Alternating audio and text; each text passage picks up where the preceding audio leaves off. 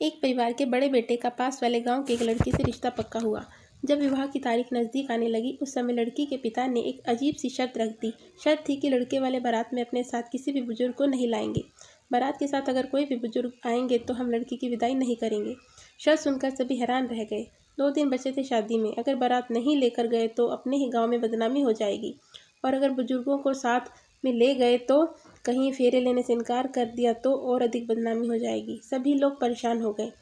सभी एक ही बात कर रहे थे कि बुजुर्गों के बिना कैसा विवाह, पर अब कोई रास्ता नजर नहीं आ रहा था। आखिर में बड़े भारी मन से लड़के के पिता ने कहा कि बारात जाएगी, और वह भी बिना बुजुर्गों के। बाकी तो घर और परिवार के सभी बुजुर्ग मान गए, पर लड़के के ताऊजी जिद पर अड़ रहे। वे कहने लगे, यह भी कोई बात हुई? बड़ों के बिना विवाह यह कैसे हो सकता है? मैं तो शादी में जाकर ही रहूँगा। देखता हूँ मुझे कौन रोकता है।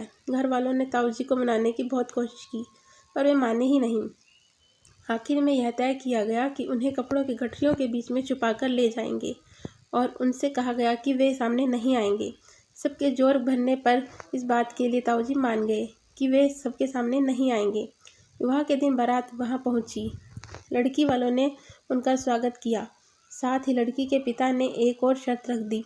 उस गांव के बाहर एक नदी बहती थी। लड़की के पिता ने कहा कि इस नदी में पानी की जगह दूध की धारा बहाओ तो ही यह शादी होगी, और अगर हमारी बेटी की विदाई होगी, वरना यह शादी नहीं होगी। यह शर्त सुनकर तो सभी के होश उड़ गए। पूरी नदी में दूध को बहाना यह तो असंभव है। सभी चिंता में डूब गए। बहुत मनाया, बहुत समझाया, मिन्नतें की, लेकिन लड़की के पिता तो अपनी शर्त पर अड़ गए और कहा कि अगर मेरी शर्त पूरी नहीं करोगे तो यह विवाह नहीं होगा। यह तो असंभव था। तो लड़के वालों ने तय किया कि चलो बारात वापस लेकर चलें, शर्त पूरी नहीं कर सकते। जब यह बात बैलगाड़ी में छुपे हुए ताऊजी के कानों में पड़ी तो वे बाहर निकल आए और बोले कि क्या हुआ, हम बारात वापस क्यों लेकर जा रहे हैं? यह हमारी शान के खिलाफ है। तब किसी ने ताऊजी से कहा कि लड़की के पिता ने शर्त रखी है कि नदी में पानी की जगह दूध को बहाओ तो ही लड़की का विवाह होगा और विदाई होगी। अब आप ही बताएं ताऊजी, क्या यह संभव है? दूध की नदी बहाना? इसलिए बारात वापस लेकर जा रही हैं। यह सुनकर ताऊजी बोले, बस इतनी सी बात? इतनी सी बात के लिए तुम बारात वापस लेकर जा रहे हो? जाओ, उनको संदेशा भिजवाओ कि हम इस नदी में पानी की जगह दूध की धारा बहाने को तैयार हैं, लेकिन पहले इस नदी के पानी को खाली तो करवाओ।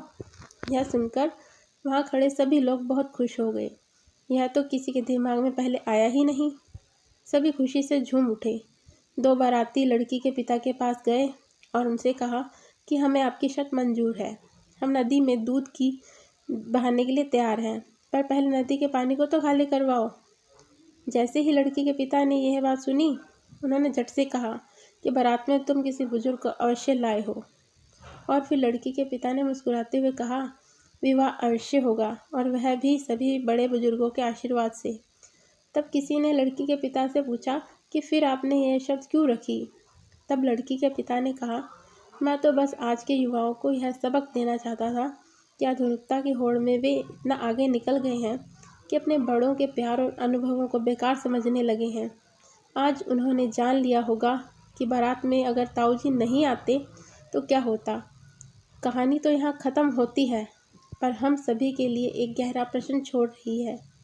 जीवन में हम जिस रफ्तार से आगे बढ़ रहे हैं, दौड़ रहे हैं, और कहीं ना कहीं तनाव और अकेलेपन के घेरे में पड़ गए हैं, उसकी वजह कहीं है तो नहीं कि हमारे सर से हमारे बुजुर्गों का साया दूर होता जा रहा है।